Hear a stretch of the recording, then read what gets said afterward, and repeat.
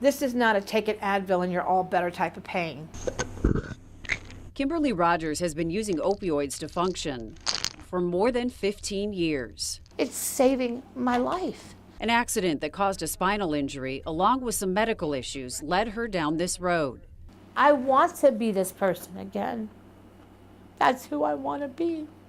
The person who used to skydive and was an active mom. What would happen? What would your day be like if you couldn't take these pain medications? Oh God, forget it.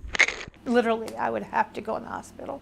A new way for doctors to treat pain. Sales of prescription opioids in the U.S. almost quadrupled between 1999 to 2014. But in 2016, the Centers for Disease Control and Prevention laid out guidelines for primary care doctors to reduce overdose and addiction risk. The wording says these are voluntary guidelines. But Dr. Nilesh Patel with Advanced Pain Management says Wisconsin and other states have turned those guidelines into standard of care. We have to take care of the patients that are in front of us and give them medications.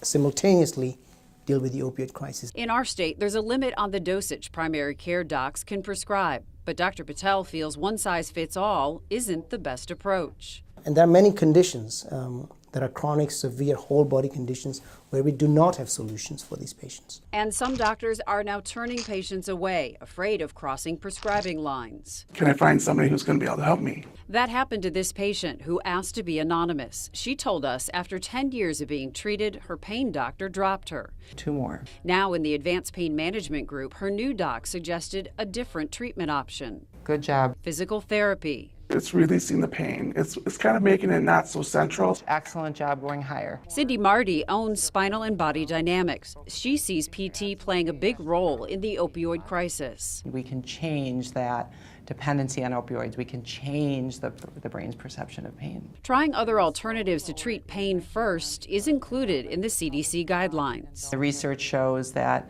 upwards of 80% of opioid prescriptions could be reduced or eliminated by accessing PT first. This patient has scaled back on her pain meds, down from 4 pills a day to 2. You think you would have been able to do it without PT? But non-opioid treatments don't work for everyone. Putting a stimulator pump in, I've tried acupuncture.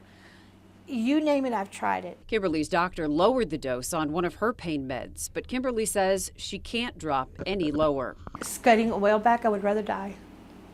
That's just the truth. Because why? Because it hurts so bad without him.